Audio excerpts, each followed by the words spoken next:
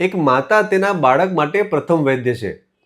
માનું દૂધ પૌષ્ટિક અને ખૂબ બધા ફાયદા ધરાવે છે, આપ સૌ જાણો છો. પરંતુ કેટલીક વાર માતાના દૂધ બાળકના નબળા વિકાસ માટે અને રોગ માટે પણ જવાબદાર બની શકે છે. કારણ કે નવજાત બાળક માટે સ્તનપાન જ એકમાત્ર ખોરાકનો સ્ત્રોત છે. હવે અયોગ્ય ખોરાક કે લાઇફસ્ટાઇલથી માતાનું દૂધ દૂષિત બની શકે છે, જેના પરિણામે બાળકને રોગ થઈ શકે છે. જેમ કે હાલે જ અમારી ક્લિનિક પર એક નાના બાળકને ઝાડા થયાની તકલીફ સાથે માતા પિતા આવ્યા ત્યારે કાઉન્સેલિંગ કરતા જણાયું કે માતાએ 2 દિવસ પહેલા તીખા વઘારેલા ભાત ડિનરમાં લીધા હતા.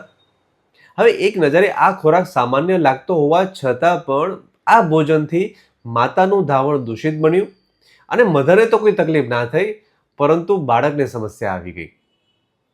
આયુર્વેદના ગ્રંથોમાં માતાનું ધાવણ વાયુ, પિત્ત કે કફ એમ કયા દોષથી દૂષિત થયું છે તેનું વર્ણન જોવા મળે છે. ફોર એક્ઝામ્પલ, વાત દોષથી પ્રભાવિત ધાવણ કમ્પેરેટિવલી પાતળું હોય છે અને તે વધારે લેવા છતાં પણ બાળકનું પેટ ભરાતું નથી હોતું. તેવી જ રીતે કફ દોષથી પ્રભાવિત ધાવણ એ બાળકને પચવામાં ભારે પડી શકે છે. તેનાથી બાળકને પાચનની સમસ્યા આવી શકે છે અને ક્યારેક તે કૃમિ થવાનું કારણ પણ બનતું હોય છે.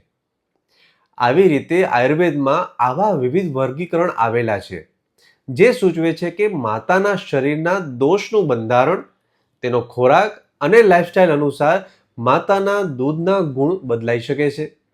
ફીડિંગના પોષક મૂલ્યને પણ અસર કરે છે અને આયુર્વેદ સિદ્ધાંતો અનુસાર શિશુના પાચન અને આરોગ્ય પર તેની સીધી અસર પડે છે. આથી બાળક જ્યારે બીમાર પડે છે ત્યારે અમે વૈદ્ય માતાને પ્રથમ ઔષધ આપીએ છીએ, જેનાથી એ ઔષધ ધાવણ સાથે બાળકને મળે છે અને માતા અને બાળક એમ બંનેની ચિકિત્સા થઈ જાય છે. કેટલું હોલિસ્ટિક અપ્રોચ છે આપણા આયુર્વેદનો. અને એટલે જ સાચું અને ઓથેન્ટિક આયુર્વેદ અપનાવીએ, પોતાના માટે, ખુદના પરિવાર માટે. કારણ કે આયુર્વેદ છે આપણા બધા માટે.